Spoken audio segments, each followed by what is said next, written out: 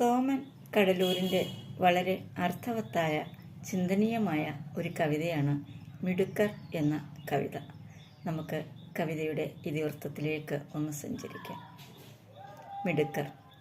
നിന്റെ മകൻ സെൻറ് തോമ English medium സ്കൂളിൽ, എൻ്റെ മകൻ വിവേകാനന്ദ വിദ്യാഭവനിൽ, അവൻ്റെ മകനും മകളും ഇസ്ലാമിക് പബ്ലിക് സ്കൂളിൽ. ഒരേ ബെഞ്ചിലിരുന്ന് ഒരേ പാഠപുസ്തകം പങ്കിട്ട് ഒരേ വിശപ്പ് വായിച്ച് നമ്മൾ പഠിക്കാതെ പഠിച്ച ആ സ്കൂൾ ഇപ്പോഴുമുണ്ട്.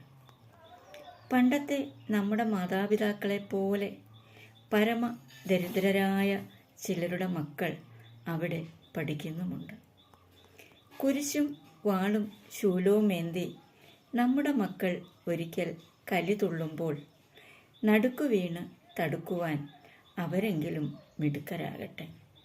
നടുക്കു വീണ് തടുക്കുവാൻ അവരെങ്കിലും മിടുക്കരാകട്ടെ.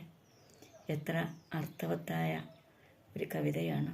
ഇതിനൊരുപാട് ചിന്തനീയമായ വശങ്ങളുണ്ട്.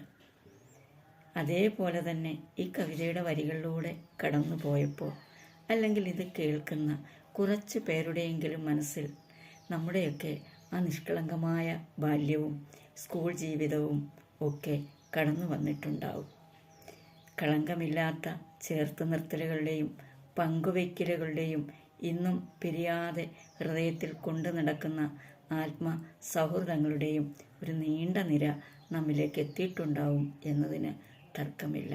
പുണ്യങ്ങളുടെ ആ പൂക്കാലം ഈ വരികളിലൂടെ നമ്മളെ ഓർമ്മപ്പെടുത്തി എന്നതാണ് സത്യം. നന്ദി, നമസ്കാരം.